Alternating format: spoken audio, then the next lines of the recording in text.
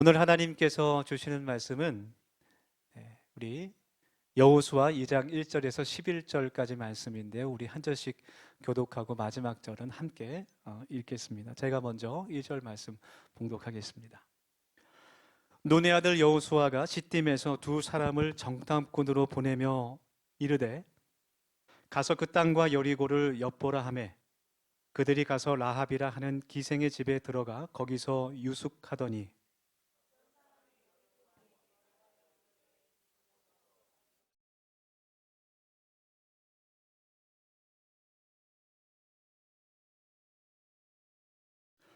여리고 왕이 라합에게 사람을 보내어 이르되 내게로 와서 내 집에 들어간 그 사람들을 끌어내라.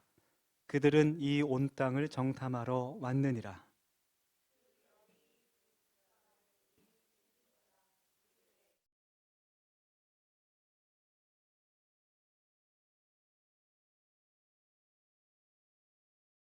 그 사람들이 어두워 성문을 닫을 때쯤 되어 나갔으니 어디로 갔는지 나는 알지 못하나 급히 따라가라. 그리하면 그들을 따라잡으리라 하였으나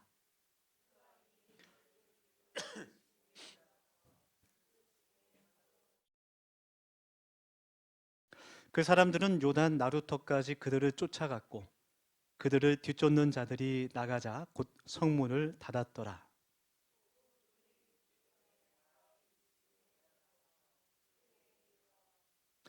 말하되 여호와께서 이 땅을 너희에게 주신 줄을 내가 아노라. 우리가 너희를 심히 두려워하고 이 땅 주민들이 다 너희 앞에서 간담이 농나니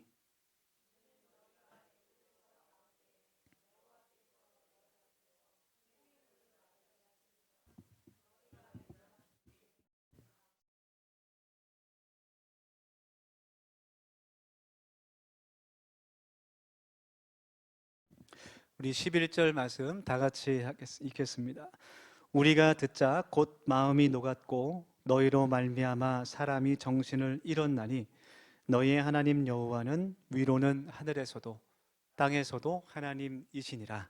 아멘. 네, 오늘 또 앞에 뒤에 계신 분들에게 인사하겠습니다. 날이 또 날이니만큼 새해 복 많이 받으세요. 이렇게 인사하겠습니다. 네, 명절 때 우리 청년들이 가장 듣기 싫어하는 인사 두 가지가 있다고 그럽니다. 취업은 언제 하니, 결혼은 언제 하니. 오늘 교회 청년들에게 절대로 이 두 가지 말은 하시지 말기를 부탁드리겠습니다. 네, 그래서 안 간대요. 그냥 집에 있는데요. 그 말 듣기 싫어서. 네, 때가 되면 하나님의 카이로스의 때가 되면 다 하나님께서 인도해 주십니다. 2024년 한 해 하나님의 큰 복이 있는 저와 여러분 되기를 소망하고 또 한 해 모든 우리의 인생의 여정 가운데 역사하시는 하나님을 만날 수 있기를 간절히 원합니다. 오늘 말씀을 통해서 하나님께서 이스라엘 백성의 그 모든 삶의 여정 가운데 어떻게 그들을 인도하시고 또 구원하셨는지 함께 은혜 나누는 시간이 되기를 소망합니다. 옛날의 프로그램 그 TV 프로그램 중에 개그 콘서트가 있었어요. 지금은 없어졌나요? 다시 하나요? 네, 다시 한다고 해요. 네. 그 개그 콘서트 프로그램 가운데 군인들이 나와서 여러 가지 꽁트를 하는 군대에서 있을 만한 그런 내용들을 보여주는 그런 코너가 있었습니다. 신병이 들어왔습니다. 신병이 들어와서 일요일 주일에 종교 활동을 하고 싶은 거예요. 그러니까 이제 교회를 다니던 선임이 야, 너 잘 됐다. 교회 가자. 교회를 가면 초코파이를 준다. 그렇게 얘기했어요. 네, 초코파이란 말에 귀가 번쩍 뜨이면서 할렐루야, 아멘. 이렇게 신병이 대답했습니다. 옆에 있던 다른 선임이 네, 어, 절에 다니는 고참이 있었는데 그 신병에게 또 이야기합니다. 절에 가면 초코파이를 2개를 준다. 그리고 요구르트까지 준다. 그렇게 얘기했어요. 그러니까 이 신병이 그 말을 듣고 나미아부탑을 관세음 보살 이렇게 손을 모으면서 이야기를 했어요. 또 옆에 있던 성당을 다니는 선임이 그렇게 말합니다. 성당에 만약 가면 햄버거를 주고 콜라 한 캔을 준다. 그러니까 그 신병이 그 고참에게 저는 장래 희망이 신부였습니다. 그렇게 이야기를 하는 그 모습이 기억납니다. 우리가 사는 세상은 종교를 간식 하나로 쉽게 결정하고 바꿀 수 있는 그런 세대가 아닌가 그런 생각이 들어요. 종교라는 것을 너무나 가볍게 생각하는 그런 시대에 저희들이 살고 있는 것 같아요. 그것을 다원적 종교론이라고 구원관, 종교관이라고 말합니다. 그런데 하나님을 잘 믿고 또 하나님의 말씀을 의지하고 살아가는 그리스도인들에게도 이러한 다원적 종교관이 많이 보이는 것 같아요. 예를 들면 교회를 다니면서도 점집에 가고 조그만 어려운 일이 생기면 사주팔자를 보고 하나님 외에 다른 것을 의지하고 싶은 그런 마음이 있다는 겁니다. 여러분, 기독교와 다른 종교의 차이점이 많이 있는데 가장 중요한 중대한 차이점은 무엇이냐면 오직 기독교에서만 자력 구원을 할 수 없다라는 거예요. 자력 구원이라는 것은 스스로의 능력으로 스스로 자신의 공로로 구원을 얻게 되는 것을 뜻하죠. 오직 하나님께서 주시는 선물, 그것이 하나님의 구원이라는 겁니다. 다른 종교는 자신의 힘으로 어느 정도 구원에 다다를 수 있습니다. 그러나 기독교에서는 하나님의 구원은 오직 은혜요, 선물입니다. 그것이 가장 큰 차이라는 거예요. 그래서 기독교는 하나님을 믿는 신앙의 본질은 내가 원하는 것을 얻어내는 나의 만족과 유익을 위한 종교가 아니라 하나님께서 원하시는 것을 구하는, 그리고 하나님께서 아무런 조건도 없이 값없이 주시는 그 은혜를, 그 구원을 선물로 받는다는 것이죠. 성경이 그것을 증거하고 있고 오늘 우리가 함께 읽은 이 여호수아 2장의 말씀에서도 바로 그것을 우리들에게 교훈하고 있습니다. 그래서 오늘 구원은 선물이다라는 그런 제목으로 함께 하나님 말씀 나누면서 그 은혜를 저희들이 깨닫는 시간이 되기를 원합니다. 여호수아 1장 말씀을 보면 이제 여호수아가 모세의 뒤를 이어서 이스라엘 그 민족의 지도자로 세워지게 되면서 하나님께서 여호수아에게 모세 다음으로 지도자가 된 여호수아에게 이제 가나안 땅으로 들어가서 어떠한 일을 행해야 하는지, 어떻게 하나님을 의지하고 살아야 하는지 그것을 명령하시는 그런 말씀들이 기록되어 있어요. 그리고 여호수아 2장에서는 이제 여호수아가 하나님의 말씀을 듣고 그것을 수행하는, 하나님의 말씀을 따라 살아가는 그 말씀들이 기록되어 있습니다. 그리고 여호수아 2장에서 오늘 본문처럼 여리고 성을 이제 정복하게 되는, 그리고 그 성 안에서 라합이라는 여인을 만나게 되는 말씀이 기록되어 있습니다. 본문 1절 말씀을 보면 여호수아가 여리고로 2명의 정탐꾼을 파송하게 되는 그 말씀이 기록되어 있어요. 눈의 아들 여호수아가 시딤에서 2사람을 정탐꾼으로 보내며 이르되 가서 그 땅과 여리고를 엿보라 하매 그들이 가서 라합이라 하는 기생의 집에 들어가 거기서 유숙하더라 하더니 그곳에서 머물렀다는 것이죠. 여호수아는 여리고 성과의 전쟁을 앞두고 아마 그 전쟁에서 승리하기 위해서 이스라엘의 지도자로서 최선을 다하고 있는 그런 모습인 것 같습니다. 여리고 성 또 그 주변에 정보를 얻기 위해서 정탐꾼을 파송하는 것이죠. 전쟁을 준비하기 위해서 또 작전을 세우기 위해서 어떻게 하면 여리고 성과의 전투에서 이길 수 있을지, 어디가 약점인지, 또 그 성 안의 분위기는 어떤지, 또 위치나 지리적으로 취약한 곳은 어딘지 여러 가지 그런 아마 임무를 그 정탐꾼들에게 맡겼을 것 같아요. 사실은 여호수아도 정탐을 했던 사람 가운데 하나였습니다. 민수기 13장 2절 말씀 보면 모세가 가나안 땅을 앞두고 12명의 정탐꾼들을 가나안 땅으로 파송하는 말씀이 기록되어 있어요. 사람을 보내어 내가 이스라엘 자손에게 주는 가나안 땅을 정탐하게 하되 그들의 조상의 가문 각 지파 중에서 지휘관 된 자 한 사람씩 보내라. 그래서 이스라엘 12지파에서 한 사람씩 대표로 그 가나안 땅에 정탐을 하러 가게 됩니다. 여러분 아시다시피 그 12명의 사람 가운데 여호수아와 갈렙, 이 두 사람만이 하나님께서 이 땅을 우리들에게 주셨다, 그들은 우리의 밥이다, 이렇게 긍정적인 보고를 하면서 하나님의 말씀을 의지하며 그 땅을 취해야 한다, 우리가 불렀던 그 가사처럼 그렇게 고백을 했어요. 그러나 나머지 10명은 부정적인 대답을 하고, 그들은 정말 큰 거인이고 마치 우리는 메뚜기 같은 그런 벌레와 같고 우리가 도저히 이길 수가 없다. 하나님께서 그 불신앙을 보시고 이스라엘 백성들이 40년 동안 광야에서 방황하는 그런 벌을 내리시게 되는 겁니다. 그 민수기에 있었던 그 사건을 한번 잘 생각해 보면, 기억해 보면 그런 좀 아쉬움이 드는 것 같아요. 만약 모세가 12명의 정탐꾼을 보내지 않고 하나님의 말씀을 붙잡고 그냥 믿음으로 가나안 땅으로 들어갔으면 어땠을까, 그런 생각이 들어요. 사실 12명의 정탐꾼들을 가나안 땅에 보낸 것은 하나님의 명령이 아니었습니다. 우리 구약 성경을 읽어보면 하나님께서 모세에게 명령하신 것이 아니라 모세와 백성들이 하나님께 요구한 것이에요. 하나님께서 허락하신 것입니다. 어쩌면 그 땅에 미리 정탐꾼을 보낸다는 것은 하나님을 향한 불신앙을 의미하는지도 모르겠어요. 두려움들과 염려들, 우리가 정말 그 땅을 정복할 수 있을까?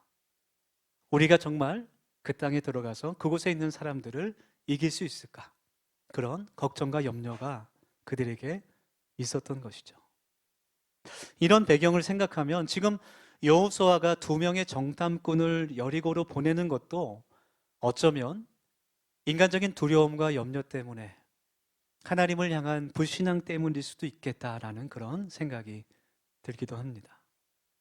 그리고 이 2명의 정탐꾼을 여리고로 보냈던 것은 객관적으로 보면, 결과적으로 보면 완전한 실패였어요. 정탐꾼들은 그곳에 들어가서 전쟁에서 유리하게 할 수 있는, 이길 수 있는 그런 정보들을 가지고 와야 됩니다. 그곳의 지리가 어떤지, 또 어느 곳이 강하고 어느 곳이 약한지, 여러 가지 전쟁에 필요한, 작전을 세우는 데 필요한 정보들을 빼오는 것이 정탐꾼들의 사명이에요. 그런데 이렇게 말하면 좀 미안하지만 이 2명의 정탐꾼들은 한 일이 별로 없어요. 들어가서 라합이 집에 숨어 있다가 겨우겨우 목숨을 건져서 빠져나오게 됩니다. 그들의 사명을 다하지 못했어요. 결과적으로 봤을 때는 실패였습니다. 하나님께서는 처음부터 이 정탐꾼을 필요하지 않으셨던 것 같아요. 여호수아 6장의 말씀을 보면 하나님께서는 이미 그 여리고성을 어떻게 정복할지 완전한 계획이 있으셨습니다. 그리고 그것에 필요한 것은 정보가 아니라 이스라엘의 믿음이었어요. 여리고성을, 우리 제사장들을, 언약궤를 맨 제사장들을 거룩한 예복을 입히고 가운데 세우고, 군사들을 그 양옆에 세우고, 또 하나님을 찬양하는 그 사람들 나팔을 들고 서서 그 성을 침묵으로 돌게 합니다. 마지막 날 6바퀴를 돌면서 마지막 바퀴 돌 때 큰 소리로 외치며 하나님을 높여드릴 때 그 성이 무너지는 완전하신 하나님의 계획이 있었다는 것이죠. 그래서 이 2 정탐꾼은 사실 한 일이 없습니다. 겨우 목숨을 건져서 살아왔습니다. 그들이 라합의 그 여리고 성에 들어갔을 때, 그리고 라합의 집에 들어갔을 때 이미 여리고 왕은 정탐꾼이 들어온 것을 알았고 군사들을 그 라합의 집으로 보내죠. 그들을 잡아 올 것을 명령합니다. 그렇지만 라합이 그들을 숨겨주고 허탕을 치게 도와줍니다. 그리고 나중에 그 정탐꾼들에게 우리 여리고 성을 정복할 때 나와 우리 가족을 살려달라, 그런 부탁을 하죠. 그래서 창문에 붉은 그 줄을 매달아 놓는 그 신호를 서로 약속을 하게 됩니다. 그 약속의 증거, 그 붉은 줄, 바로 예수님의 십자가의 보혈을 상징하는, 이스라엘 백성이 유월절에 출애굽하면서 그 문에 발랐던 어린 양의 그 피를 상징하는 것입니다. 오늘 여호수아 2장이 우리들에게 말씀하는 것은 구원은 오직 하나님의 은혜, 하나님의 선물이라는 말씀입니다. 오늘 성경 본문에서 나오는 이 정탐꾼은 정말 한 일이 없어요. 그냥 라합을 만나서 그 이야기를 듣고 도망쳐 나온 것이 전부였습니다. 그렇다면 하나님께서 여호수아가 2명의 정탐꾼을 보낸다고 했을 때 허락하신 분명한 또 이유와 목적이, 다른 목적이 있었다는 거예요. 그것은 첫 번째는 하나님께서 라합의 집을 구원하시기 위함이었고, 그 이방인 또 기생이었던, 여러분 성경을 읽어보면 그 기생이라는 단어가 율락 여성을 정확하게 의미하는 단어예요. 자기 여관을 운영하면서 그 여인이 이방인이었지만 구원하셔서 예수 그리스도의 족보에 들어가는 그런 큰 영광을 허락하신 그 구원의 은혜를 베푸시기 위함이었고, 두 번째는 이 야합이라는 여인의 입을 통해서, 이 여인의 믿음의 고백을 통해서 이스라엘 백성들이 이 전쟁이 하나님께 달려 있다는 것, 그것을 더욱더 확실하게 깨달을 수 있도록 하시는 하나님의 목적이 있었다는 겁니다. 이 전쟁의 승패는 이미 다 결정돼 있었습니다. 정탐꾼들의 정탐이 성공이든 실패든 이미 그 결정되어 있는 승패에는 전혀 영향을 주지 않았습니다. 왜냐하면 하나님께서는 여호수아에게 이미 이 전쟁의 결과에 대해서 말씀해 주셨기 때문이에요. 여호수아 1장 5절 6절 말씀인데 조금 깁니다. 내 평생에 너를 능히 대적할 자가 없으리니 내가 모세와 함께 있었던 것 같이 너와 함께 있을 것임이니라. 내가 너를 떠나지 아니하며 버리지 아니하리니 강하고 담대하라. 너는 내가 그들의 조상에게 맹세하여 그들에게 주리라 한 이 땅을 이 백성에게 차지하게 하리라. 아멘. 이스라엘 백성들에게 이 땅을 정복하기 위해서 정말 그들에게 필요했던 것은 정보가 아니라 하나님의 말씀을 붙잡는 믿음이었어요. 하나님을 의지하는 그 믿음이었습니다. 여러분, 하나님께서 우리들에게 원하시는 것도 동일하게 바로 믿음이라는 거예요. 여러분, 우리의 믿음이 우리가 생각하고 우리가 원하는 성공과 다를 때가 있습니다. 즉, 하나님의 성공이 내가 원하는 성공과 다를 때가 있어요. 그러나 하나님께서는 우리들의 작은 믿음을 통해서도 하나님의 승리를 우리에게 허락하시는 분임을 우리가 알아야 돼요. 우리의 믿음을 통해서 하나님께서는 하나님의 승리를 우리들에게 주시는 것입니다. 그것을 믿어야 됩니다. 히브리서 11장 31절의 말씀 보면 라합의 믿음에 대해서 기록하고 있는데 중요한 말씀이에요. 같이 한번 읽어보겠습니다. 시작. 믿음으로 기생 라합은 정탐꾼을 평안히 영접하였으므로 순종하지 아니한 자와 함께 멸망하지 아니하였도다. 아멘. 이 말씀처럼 기생 라합은 믿음으로 이스라엘의 정탐꾼을 숨겨주고 또 그들이 무사하게 돌아갈 수 있도록, 평안하게 돌아갈 수 있도록 도와줍니다. 이것은 단순한 호의가 아니라 그의 생명을 거는, 목숨을 거는 행위였어요. 만약 그 적군의 정탐꾼들을 숨겨준 것이 발각되면 어떻게 될까요? 사형이죠, 바로. 그렇다면 이 기생 라합이 하나님을 잘 믿는 사람이었는가? 언제 하나님에 대해서 그 신앙을 갖게 됐고 하나님의 말씀을 지키는 사람이었는가? 그건 아니었던 것 같아요.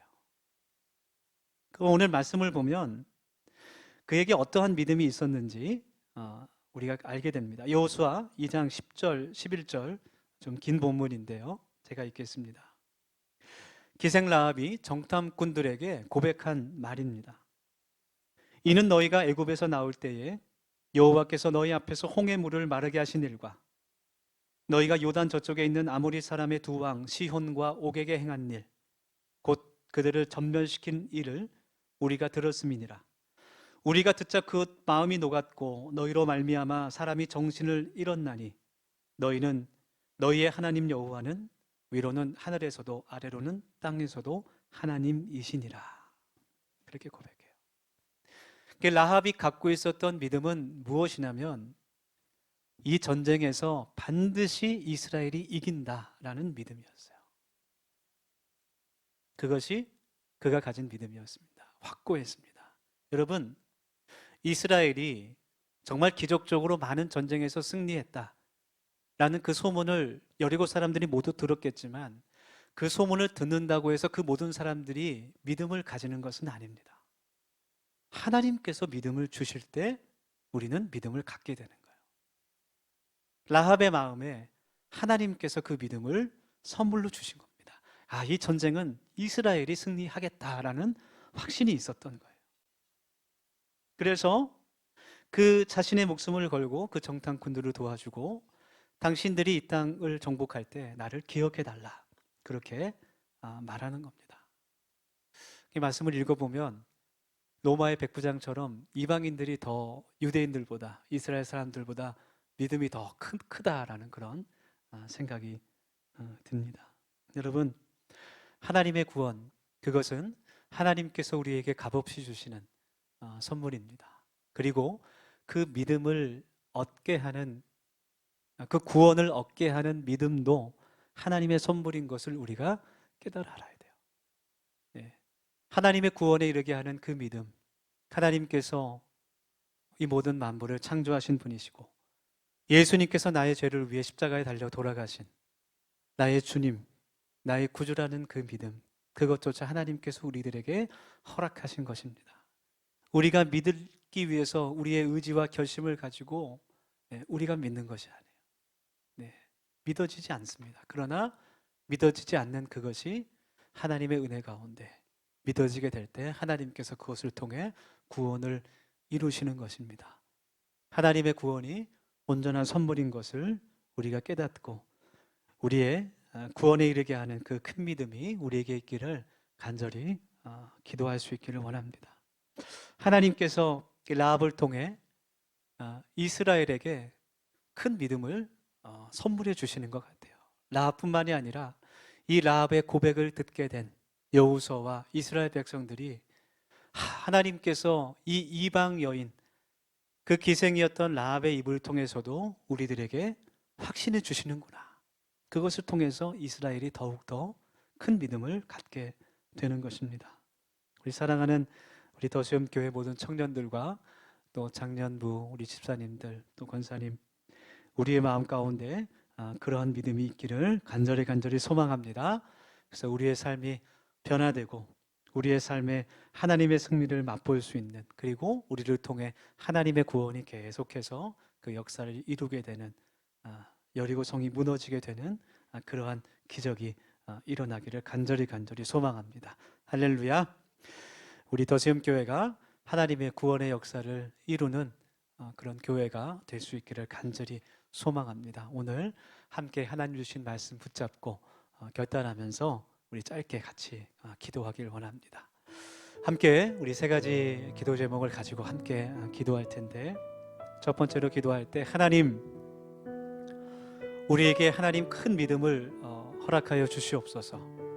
세상이 감당하지 못할 믿음의 사람이 되게 하여 주시고, 믿음을 통해서 하나님의 승리가 우리 인생 가운데 이루어지게 하여 주시옵소서. 복된 삶을 살아가는 믿음의 자녀들 되게 하여 주시옵소서. 기도하겠습니다. 두 번째로 기도할 때 하나님, 우리들 안에 여리고성이 무너지길 원합니다. 여리고성이 무너질 때 하나님께서 이스라엘 백성들의 교만함과 인간적인 모든 계획을 무너뜨리신 것처럼 하나님 없이도, 하나님께 기도하지 않고도 내가 충분히 할 수 있다라는 그 믿음, 그 헛된 소망을 저희들이 무너뜨리는 이 시간 되게 하여 주시옵소서. 아무리 작은 일이라도 하나님을 신뢰하며 의지하며 하나님의 능력을 붙잡고 살아가는 믿음의 자녀들 되게 하여 주시옵소서. 마지막으로 우리 함께 기도할 때 하나님, 우리 더시엄 교회가 또 교회된 우리들이 하나님의 구원을 이루는 하나님의 손과 발이 되기를 원합니다. 전도의 마음을 하나님 허락하시고 영혼들을 사랑하는 마음을 주셔서 우리의 가정이 또 우리의 이웃이 믿음의 가정, 믿음의 세대 되도록 주님 역사하여 주시옵소서. 교회가 더욱더 건강하게 부흥하게 하시고 특별히 다음 세대들을 하나님께 인도하는 그 사명 감당하게 하여 주시옵소서. 우리 함께 동성으로 기도하겠습니다. 하나님, 저희들이 이 시간 함께 기도하며 나아갑니다.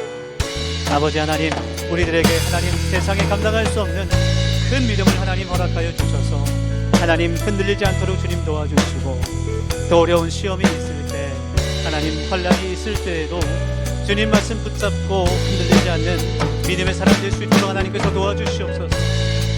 하나님께서 우리들의 허락하신 그 구원을 하나님 놓치지 않게 하여 주시고 아버지 날마다 예수님을 닮아가며 하나님의 구원을 이루어가는 성화를 이루어가는 저희들이 될 수 있도록 하나님 은총 베풀어 주시옵소서. 하나님, 우리들의 마음 가운데 교만의 그 여리고 성이 무너지기를 소망합니다. 아버지 하나님, 작은 일이라도 하나님께 기도하며 하나님을 의지하는 수 있는 인생이 되게 하셔서 하나님 그 믿음을 통해서 우리들의 삶에 역사하시는 그 하나님의 승리를 저희들이 맛볼 수 있도록 하나님께서 은혜 베풀어 주시옵소서. 아버지, 또한 우리도 지금 교회가 생명을 살리는 하나님의 구원을 전하는 교회가 될 수 있기를 소망합니다. 하나님께서 도와주셔서 우리의 가정이 온전한 믿음의 가정 되게 하여 주시고 하나님, 우리의 자녀들이 하나님 구원의 백성들이 될 수 있도록 인도하여 주시고 하나님, 우리의 교회가 더욱더 부흥할 수 있도록 하나님께서 도와주시옵소서.